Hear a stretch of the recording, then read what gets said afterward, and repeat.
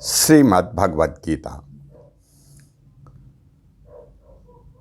ओम श्री परमात्मने नमः। द्वितीयो अध्याय श्रीमद् भगवद गीता का दूसरा अध्याय। श्रीमद् भगवद गीता के सुनने वाले सभी भक्तजनों को मेरा नमस्कार। आपने गीता के प्रथम अध्याय में एक तरफ पांडव और एक तरफ कौरव, दोनों के बीच श्री कृष्ण भगवान और अर्जुन अपने रथ को लेकर के खड़े हैं और अर्जुन मोहवश यह निर्णय लेते हैं कि मैं अपने स्वजनों से युद्ध नहीं करना चाहता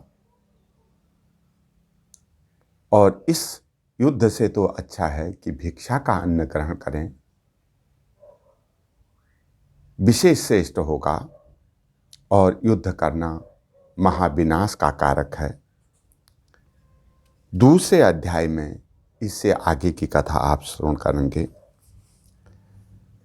संजय उवाच तम तथा कृपया वृष्टम श्रुपूर्णाकुलेक्षणम् विषीदन्तमिदं वाक्यम मुवाच मधुसूदनः। संजय बोले, इस प्रकार करुणा से व्याप्त और आंसू से पूर्ण तथा व्याकुल नेत्रों वाले शोकयुक्त उस अर्जुन के प्रति भगवान मधुसूदन ने यह वचन कहा।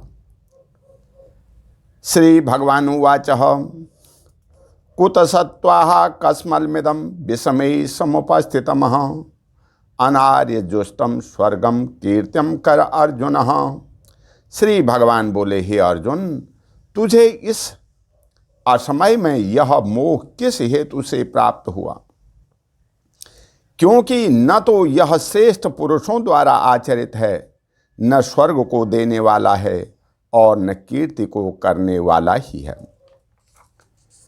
क्लेब्यम मा समगमः पार्थम नैतक्तो उपपद्यते ही शूद्रम हृदय दौर्बल्यम त्वक्तो उत्तिष्ठ परंतपः। इसलिए हे अर्जुन, नपुंसकता को मत प्राप्त हो, तुझ में यह उचित नहीं जान पड़ता। हे परंतप, हृदय की तुच्छ दुर्बलता को त्याग कर युद्ध के लिए खड़ा हो जा। अर्जुन उवाच कथम भीष्म अहम संख्ये द्रोणम च मधुसूदनः येषु विप्रतियोत्स्यामि पूजा हार्वरिसूदनः। अर्जुन बोले, हे मधुसूदन, मैं रणभूमि में किस प्रकार बाणों से भीष्म पितामह और द्रोणाचार्य के विरुद्ध लड़ूंगा? क्योंकि हे अरिसूदन, ये दोनों ही पूजनीय हैं। गुरुन हत्वा हि महानुभावा छेयो भोक्तम भोक्षमपि हलोके हत्वार्थ कामास्तु गुरु निहवः भुज्जीथ भोगान रुधिर प्रदिग्धानः। इसलिए इन महानुभाव गुरुजनों को न मारकर मैं इस लोक में भिक्षा का अन्न भी खाना कल्याणकारक समझता हूँ। क्योंकि गुरुजनों को मारकर भी इस लोक में रुधिर से सने हुए अर्थ और कामरूप भोगों को ही तो भोगूंगा। न चैद्विद्मं कर कतरन्नुः गरियो यदा जयेयं यदि वानु जयेयुः यानेव हत्वा न जिजीविषामं सते अवस्थिता प्रमुखे धार्तराष्ट्रः। हम यह भी नहीं जानते कि हमारे लिए युद्ध करना और न करना, इन दोनों में से कौन सा श्रेष्ठ है, अथवा यह भी नहीं जानते कि उन्हें हम जीतेंगे या हमको वे जीतेंगे। और जिनको मारकर हम जीना भी नहीं चाहते, वही हमारे आत्मी धृतराष्ट्र के पुत्र हमारे मुकाबले में खड़े हैं। कार्पण्य दोषो प्रहित स्वभाव पृच्छामि त्वां धर्म समूढ़ चेतः येच्छेयः स्यान्निश्चितं ब्रूहि तन्मे शिष्यस्ते अहम साधि मां त्वां प्रपन्नम। इसलिए कायरता रूप दोष से उपहृत हुए स्वभाव वाला तथा धर्म के विषय में मोहित चित्त हुआ मैं आपसे पूछता हूं कि जो साधन निश्चित कल्याणकारक हो वह मेरे लिए कहिए, क्योंकि मैं आपका शिष्य हूं। इसलिए आपके शरण हुए मुझको शिक्षा दीजिए। नहीं प्रियश्यामि ममापह नुद्या दुच्चा छोकः मोक्षोषण इंद्रियाणाम अवाप्य भूमावसंपन्न मृदम राज्यम सुराणाम अपि ही चाधिपत्यम। क्योंकि भूमि में निष्कंटक धन धान्य संपन्न राज्य को और देवताओं के समीपन को प्राप्त होकर भी मैं उस उपाय को नहीं देखता हूँ जो मेरी इंद्रियों के सुखाने वाले शोक को दूर कर सकें। संजय उवाच एव मुक्ता ऋषिकेश गुडाकेशः परन्तपः न योषेति गोविंदम मुक्त्वा तूष्णी बभूवः। संजय बोले, हे राजन, निद्रा को जीतने वाले अर्जुन अंतर्यामी श्री कृष्ण महाराज के प्रति इस प्रकार कहकर फिर श्री गोविंद भगवान से युद्ध नहीं करूंगा, यह स्पष्ट कहकर चुप हो गए। तमुवाच ऋषिकेशः प्रहसन्यव भारतः सेनयोरुभयोर्मध्ये विषीदन्तमिदं वचः। हे भरतवंशी धृतराष्ट्र, अंतर्यामी श्री कृष्ण महाराज दोनों सेनाओं के बीच में शोक करते हुए उस अर्जुन को हंसते हुए से यह वचन बोले। श्री भगवान उवाच अशोच्यान अवशोच्य त्वं प्रज्ञावादाश्च भाषसे गतासून गताशुश्च नानुशोचन्ति पंडिताः। श्री भगवान बोले, हे अर्जुन, तू न शोक करने योग्य मनुष्यों के लिए शोक करता है और पंडितों के से वचनों को कहता है, परंतु जिनके प्राण चले गए हैं उनके लिए और जिनके प्राण नहीं गए हैं उनके लिए भी पंडित जन शोक नहीं करते। न त्वेवाहं जातुम नाशम न तुम नेमे जनाधिपः न चैव न भविष्यामः सर्वे वयम मतः परमः। न तो ऐसा ही है कि मैं किसी काल में नहीं था या तू नहीं था अथवा ये राजा लोग नहीं थे, और न ऐसा ही है कि इससे आगे हम सब नहीं रहेंगे। देहिनो अस्मिन् तथा देहे कौमारम यौवनम जराः तथा देहांतर प्राप्ति धीरस्तत्र न मुह्यति। जैसे जीवात्मा की इस देह में बालकपन, जवानी और वृद्धावस्था होती है, वैसे ही अन्य शरीर की प्राप्ति होती है। उस विषय में धीर पुरुष मोहित नहीं होता। मात्रा स्पर्शास्तु कौन्तेयः शीतोष्ण सुख दुःखदाः आगमापायिनो नित्यः शतां स्त्रीः त्रिचक्षु भारतः। हे कुंती पुत्र, सर्दी गर्मी और सुख दुख को देने वाले इंद्रिय और विषयों के संयोग तो उत्पत्ति विनाशील और अनित्य हैं, इसलिए हे भारत उनको तू सहन कर। यं हिनः व्यथयन्ते ते हि पुरुषं पुरुषस्रवः सम दुःख सुखम धीरम सो अमृतत्वाय कल्पते ही। क्योंकि हे पुरुष श्रेष्ठ, सुख दुख को समान समझने वाले जिस धीर पुरुष को ये इंद्रिय और विषयों के संयोग व्याकुल नहीं करते, वह मोक्ष के योग्य होता है।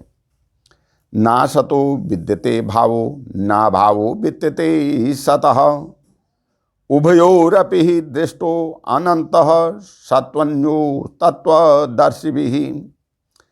असत वस्तु की तो सत्ता नहीं है और सत का अभाव नहीं है, इस प्रकार इन दोनों का ही तत्वज्ञानी पुरुषों द्वारा देखा गया है। अविनाशी तो तद्विद्धि येन सर्वमिदं ततमः विनाशः मव्ययस्यास्य नः कश्चित् कर्तुमर्हसि। नाश रहित तो तू उसको जान जिससे यह संपूर्ण जगत दृश्य वर्ग व्याप्त है। इस अविनाशी का विनाश करने में कोई भी समर्थ नहीं है। अंतवंतम इमे देहा नित्यस्योक्ताः शरीरिणः अनाशिनो अप्रमेयस्यः तस्माद्युद्धस्व भारतः। इस नाश रहित अप्रमेय नित्य स्वरूप जीवात्मा के ये सब शरीर नाशवान कहे गए हैं। इसलिए हे भरतवंशी अर्जुन, तू युद्ध कर। येनम वेति हंतारम यस्येनम मन्यते हतमः उभो तो न विजानीतो नायम हंति न हन्यते। जो इस आत्मा को मारने वाला समझता है तथा जो इसको मरा मानता है, वे दोनों ही नहीं जानते, क्योंकि यह आत्मा वास्तव में न तो किसी को मारता है और न किसी के द्वारा मारा जाता है। न जायते मृते वाह कदाचिन्नाय भूत्वा भविता वा न भूयः अजो नित्यः शाश्वतो अयं पुराणो न हन्यते हन्यमाने शरीरे। यह आत्मा किसी काल में भी न तो जन्मता है और न मरता ही है, तथा न यह उत्पन्न होकर फिर होने वाला ही है, क्योंकि यह अजन्मा नित्य सनातन और पुरातन है। शरीर के मारे जाने पर भी यह नहीं मारा जाता। वेदा विनाशिनम नित्यम यह एनम जममव्ययमः कथम स पुरुषः पार्थः कम धात्यन्ति हन्ति कमः। हे प्रथापुत्र अर्जुन, जो पुरुष इस आत्मा को नाश रहित नित्य अजन्मा और अव्यक्त जानता है, वह पुरुष कैसे किसी को मरवाता है और कैसे किसको मारता है। वासांसि जीर्णानि तथा विहाय नवानि गृहाति नरोपराणि तथा शरीराणि विहाय जीर्णा नन्याति संयाति नवानि देहि। जैसे मनुष्य पुराने वस्त्रों को त्याग कर दूसरे नए वस्त्रों को धारण करता है, वैसे ही जीवात्मा पुराने शरीर को त्याग कर दूसरे नए शरीर को प्राप्त होता है। नैनम छंदति शस्त्राणि नैनम दहति पावकः न चैनम क्लेदयन्तापो न शोषयति मारुतः। इस आत्मा को शस्त्र नहीं काट सकते, इसको आग नहीं जला सकती, इसको जल नहीं गला सकता और वायु नहीं सुखा सकता। अछेद्यो अयम अदाह्यो अयम क्लेशो द्योषोषि एवचः नित्यः सर्वगतस्ताणुः रचलो अयम सनातनः। क्योंकि यह आत्मा अछेद्य है, यह आत्मा अदाह्य, अक्लेद्य और निस्संदेह अशोच्य है, तथा यह आत्मा नित्य, सर्वव्यापी, अचल, स्थिर रहने वाला और सनातन है। अव्यक्तो अयम अचिन्त्यो अयमः अविकार्यो अयम मुच्यते तस्माद्देवं विदित्ते नमः नानुशोचितुमर्हसि। यह आत्मा अव्यक्त है, यह आत्मा अचिन्त्य है और यह आत्मा विकार रहित कहा जाता है। इससे हे अर्जुन, इस आत्मा को उपयुक्त प्रकार से जानकर तू शोक करने के योग्य नहीं है, अर्थात तुझे शोक करना उचित नहीं है। अथ चैनम नित्यजातम नित्यम वा मन्यते मृतमः तथापि तुम महाबाहो नैनम शोचितुमर्हसि। किंतु यदि तू इस आत्मा को सदा जन्मने वाला तथा सदा मरने वाला मानता हो, तो भी हे महाबाहो, तू इस प्रकार शोक करने के योग्य नहीं है। जातस्य हि ध्रुवो मृत्युध्रुवम जन्म मृत्यस्य चह तस्मात् परिहारेर्थे न तुम शोचितुमर्हसि। क्योंकि इस मान्यता के अनुसार जन्मे हुए की मृत्यु निश्चित है और मरे हुए का जन्म निश्चित है, इससे भी इस बिना उपाय वाले विषय में तू शोक करने को योग्य नहीं है। अव्यक्तादीनि भूतानि व्यक्तमध्यानि भारतः अव्यक्ता निधनान्येव तत्र का परिदेवतः। हे अर्जुन, संपूर्ण प्राणी जन्म से पहले अप्रकट थे और मरने के बाद भी अप्रकट हो जाते हैं, केवल बीच में ही प्रकट हैं। फिर ऐसी स्थिति में क्या शोक करना है। आश्चर्यवत् पश्यन्ति ही कश्चित् देनम आश्चर्य वदति तथैव चान्यः आश्चर्य वच्चेन मन्यः शृणोति श्रुत्वापेन वेदः न चैवं कश्चितः।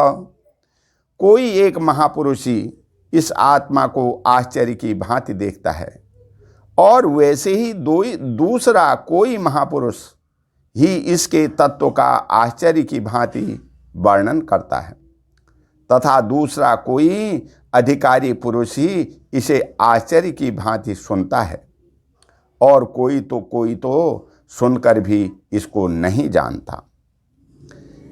देहि नित्यं वद्यो अयम देहि सर्वस्व भारतः तस्मात् सर्वाणि भूतानि न तुम शोचितुमर्हसि। हे अर्जुन, यह आत्मा सबके शरीर में सदा ही अबद्ध है, इस कारण संपूर्ण प्राणियों के लिए तू शोक करने के योग्य नहीं है।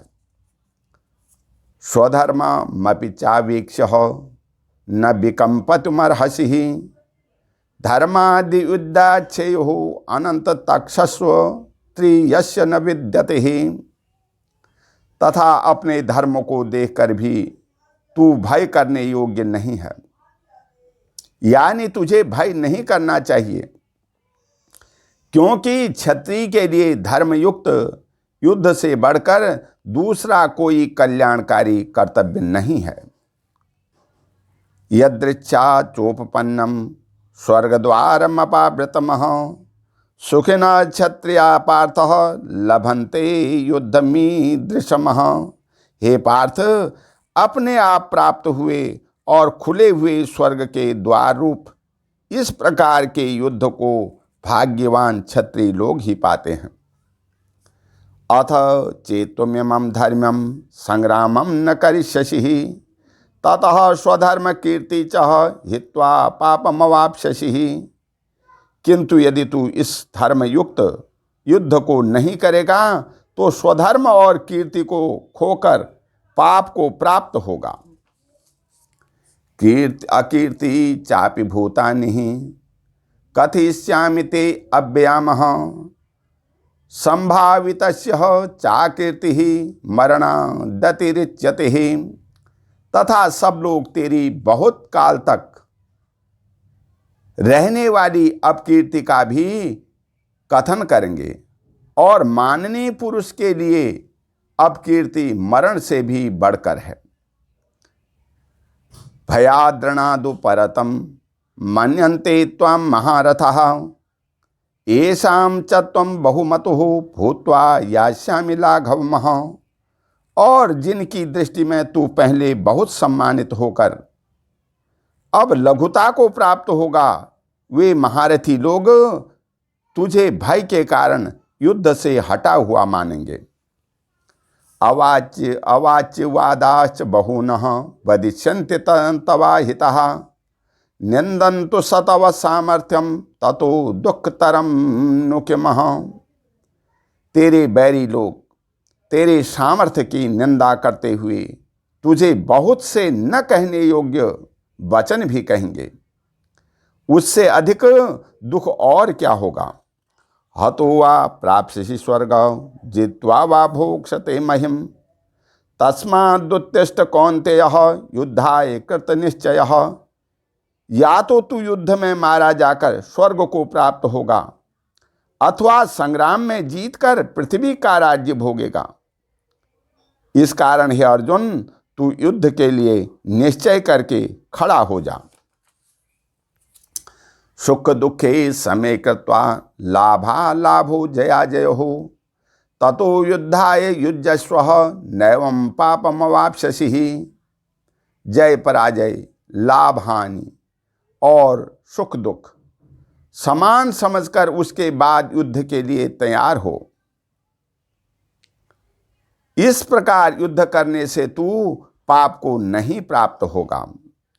येषां ते विहिताः सांख्ये बुद्धिर्योगे मितां शृणुः बुद्धिया युक्तो हो यया पार्थम कर्मबंधम प्रहास्यसि। हे पार्थ, यह बुद्धि तेरे लिए ज्ञान योग के विषय में कही गई और अब तू इसको कर्म योग के विषय में सुन। जिस बुद्धि से युक्त हुआ तो कर्मों के बंधन को भली भांति त्याग देगा, यानी सर्वथा नष्ट कर डालेगा। नेहाभिक्रम नाशो अस्ति प्रतिवायो न विद्यते स्वल्पमप्यस्य धर्मस्य त्रायते महतो भयातः। इस कर्मयोग में आरंभ का अर्थात बीज का नाश नहीं है और उल्टा फल रूप दोष भी नहीं है, बल्कि इस कर्मयोग रूप धर्म का थोड़ा सा भी साधन जन्म मृत्यु रूप महान भय से रक्षा कर लेता है। व्यवसायात्मिका बुद्धिर रेकेह कुरुनंदनः बहुशाखा हनंताश्च बुद्धियो अव्यक्तसाय नामः। हे अर्जुन, इस कर्मयोग में निश्चयात्मका बुद्धि एक ही होती है, किंतु अस्थिर विचार वाले विवेकहीन सकाम मनुष्यों की बुद्धियां निश्चय ही बहुत भेदों वाली और अनंत होती हैं। यामिमां पुष्पितां वाचम प्रवदन्ति विपश्यतः वेदवादरतः पार्थः नान्यदस्ति निवादिनः कामात्मानः स्वर्गपरः जन्म कर्म फल प्रदामः क्रिया विशेष बहुलां भोगे ऐश्वर्य गतिम प्रति भोगे ऐश्वर्य प्रसन्नात्मः तस्या प्रहित चेतसामः व्यवसायात्मिका बुद्धि समाधो न विधीयते।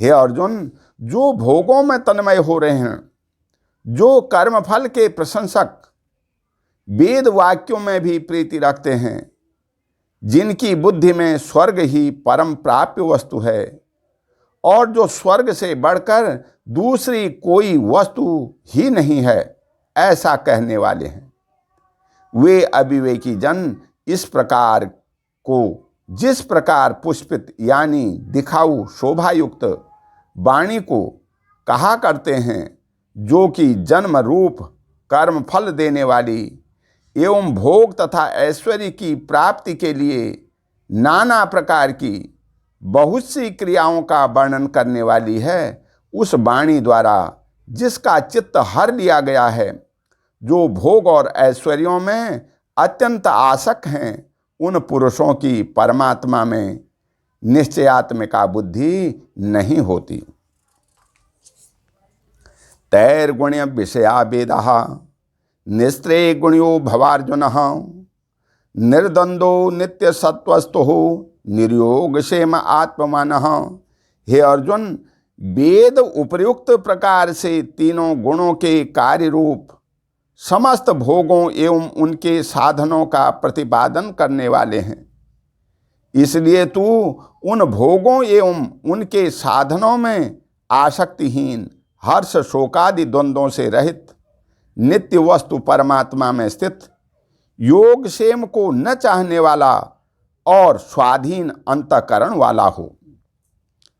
यावा नर्त उदपाने ही सर्वतः समलुप्तो दगिहि तावान सर्वेषु वेदेषु ब्रह्मणस्य विजानतः सब ओर से परिपूर्ण जलाशय के प्राप्त हो जाने पर छोटे जलाशय में मनुष्य का जितना प्रयोजन रहता है, ब्रह्म को तत्व से जानने वाले ब्राह्मण का समस्त वेदों में उतना ही प्रयोजन रह जाता है।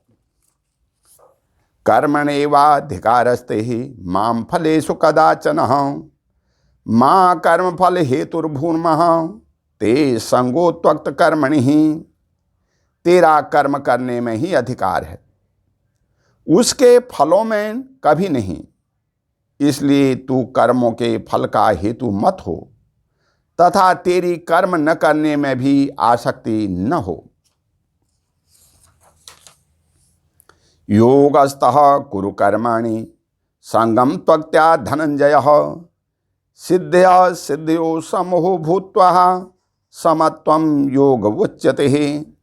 हे धनंजय, तू आसक्ति को त्याग कर तथा सिद्धि और असिद्धि में समान बुद्धि वाला होकर योग में स्थित हुआ कर्तव्य कर्मों को कर। समत्व ही योग कहलाता है। दूरेण ह्यवरम कर्मम बुद्धिर्योगात् धनंजयः बुद्धो शरणम अच्छित्वः कृपया फल हेतवः।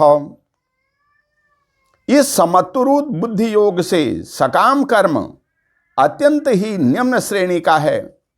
इसलिए हे धनंजय, तू समबुद्धि में ही रक्षा का उपाय ढूंढ, अर्थात बुद्धि योग का ही आश्रय ग्रहण कर, क्योंकि फल के हेतु बनने वाले अत्यंत हीन हैं।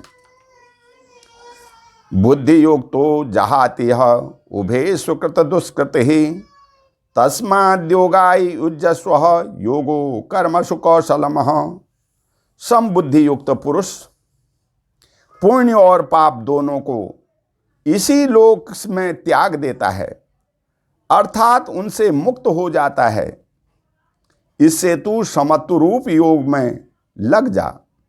यह समत्व रूप योग ही कर्मों में कुशलता है, अर्थात कर्म बंधन से छूटने का उपाय है। कर्मजम बुद्धि युक्ता ही फलम त्वक्त्या मनीषिणः जन्म बंध विनिर्युक्ता पदम गच्छन्तु मां नामयम्।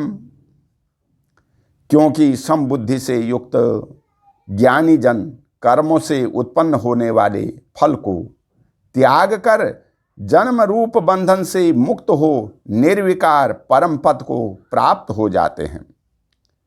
यदा ते मोहकलितं बुद्धिर्व्यतितरिष्यति तदा गन्तासि निर्वेद्यम श्रोत्रव्यस्य श्रुतस्य च। जिस काल में तेरी बुद्धि मोह रूप दलदल को भली भांति पाकर पार कर जाएगी, उस समय तू सुने हुए और सुनने में आने वाले इस लोक और परलोक संबंधी सभी भोगों से वैराग्य को प्राप्त हो जाएगा। श्रुति विपत्तिपन्नाते ही यदा स्थाप्यते निश्चलः समाधावचला बुद्धि सतदा योगम वाप्स्यसि। भांति भांति के वचनों को सुनने से विचलित हुई तेरी बुद्धि जब परमात्मा में अचल और स्थिर ठहर जाएगी, तब तू योग को प्राप्त हो जाएगा, अर्थात तेरा परमात्मा से नित्य संयोग हो जाएगा। अर्जुन उवाच स्थिर प्रज्ञस्य का भाषा समाधिस्तस्य केशवः स्थितधि किमः प्रभाषितः किमासीत ब्रजेत किमः। अर्जुन बोले, हे केशव, समाधि में स्थित परमात्मा को प्राप्त हुए स्थिर बुद्धि पुरुष का क्या लक्षण है?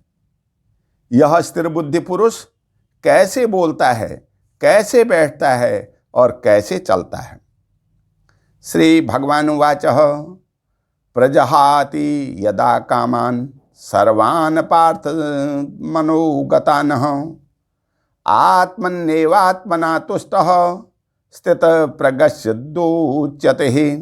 श्री भगवान बोले, हे अर्जुन, जिस काल में यह पुरुष मन में स्थित संपूर्ण कामनाओं को भली भांति त्याग देता है और आत्मा से आत्मा में ही संतुष्ट रहता है, उस काल में वह स्थिर प्रज्ञ कहा जाता है।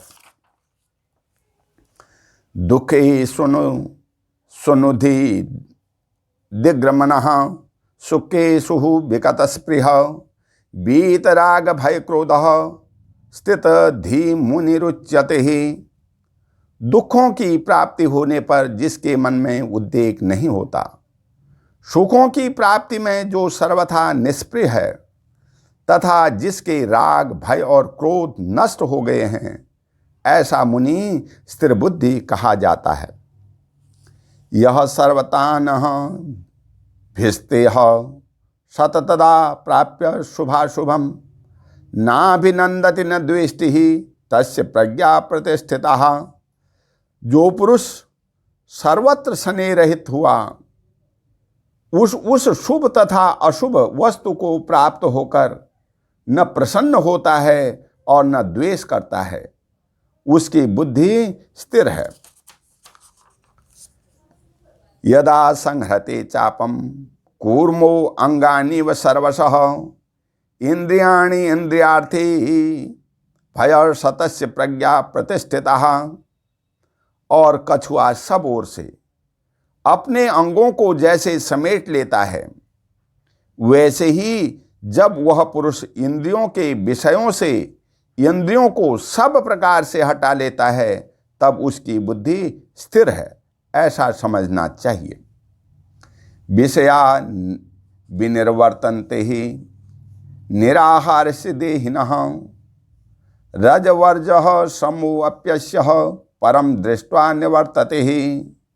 इंद्रियों के द्वारा विषयों को ग्रहण न करने वाले पुरुष के भी केवल विषय तो निवृत्त हो जाते हैं, परंतु उनमें रहने वाली आसक्ति निवृत्त नहीं होती।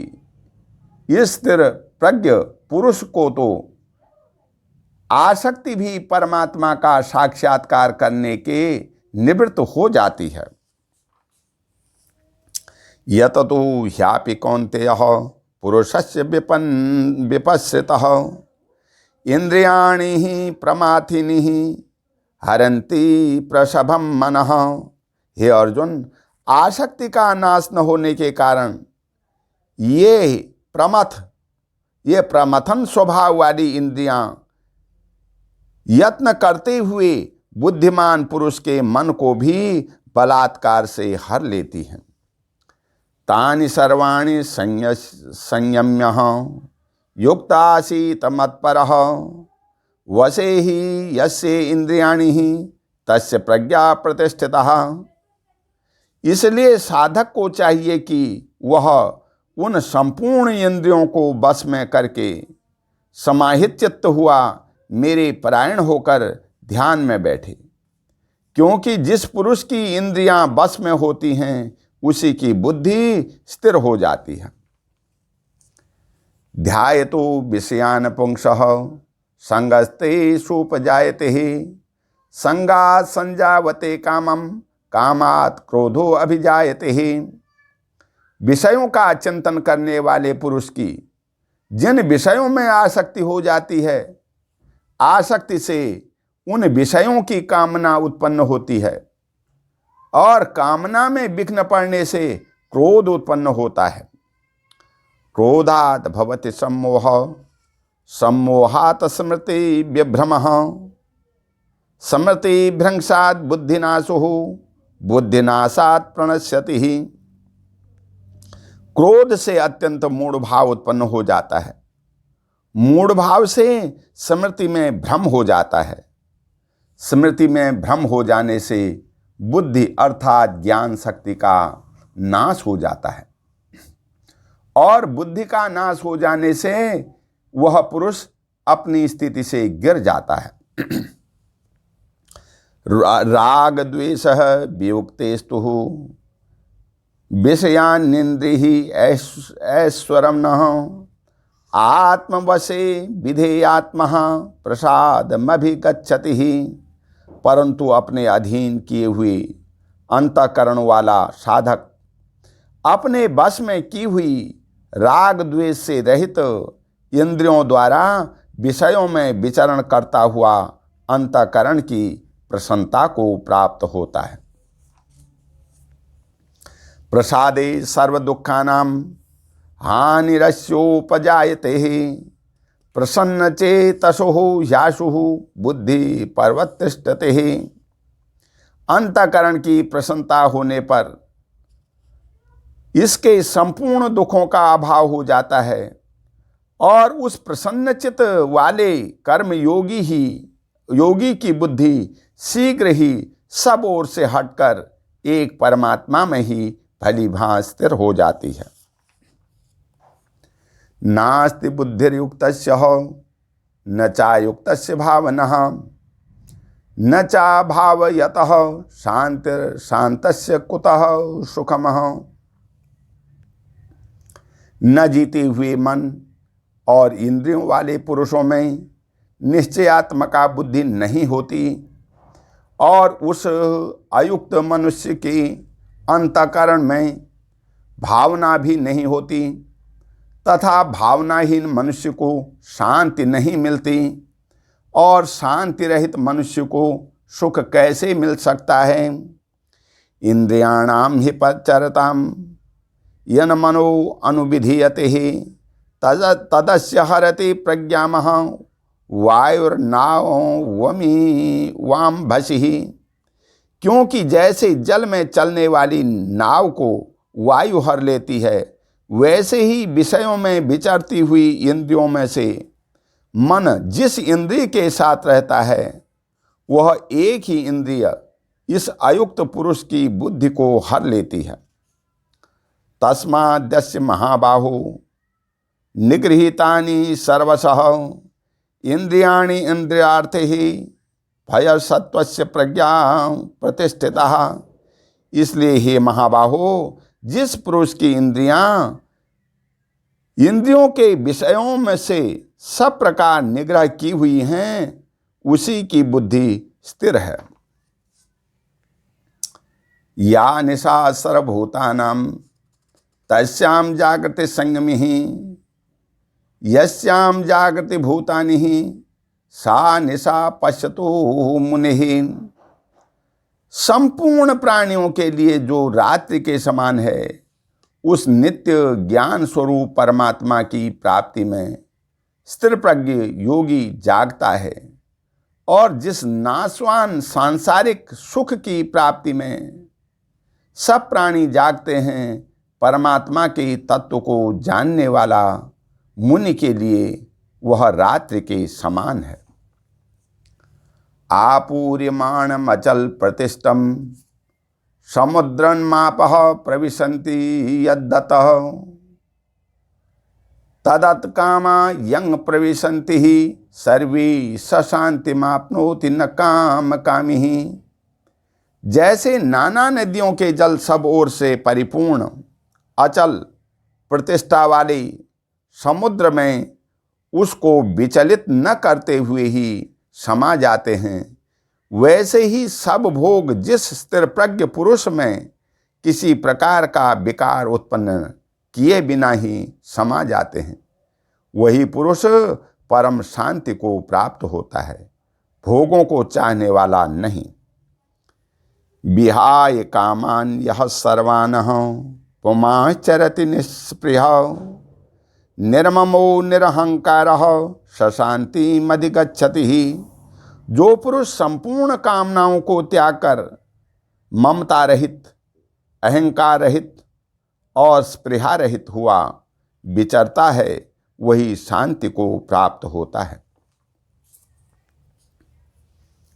येषां ब्राह्मी स्थितिः पार्थ नैनां प्राप्य विमुह्यति स्थितत्वात् श्यामांत काले अपि ब्रह्म निर्वाण मृच्छति। हे अर्जुन, यह ब्रह्म को प्राप्त हुए पुरुष की स्थिति है। इसको प्राप्त होकर योगी कभी मोहित नहीं होता और अंतकाल में भी इस ब्राह्मी स्थिति में स्थित होकर ब्रह्मानंद को प्राप्त हो जाता है। ओम तत्सदिति। श्रीमद्भगवद्गीता सुपनिषत्सु ब्रह्म विद्यायां योगशास्त्रे श्रीकृष्ण अर्जुन संवादे सांख्य योगो नाम द्वितीयो अध्यायः। ओम तत्सत्। हरि ओम तत्सत्। हरि ओम तत्सत्।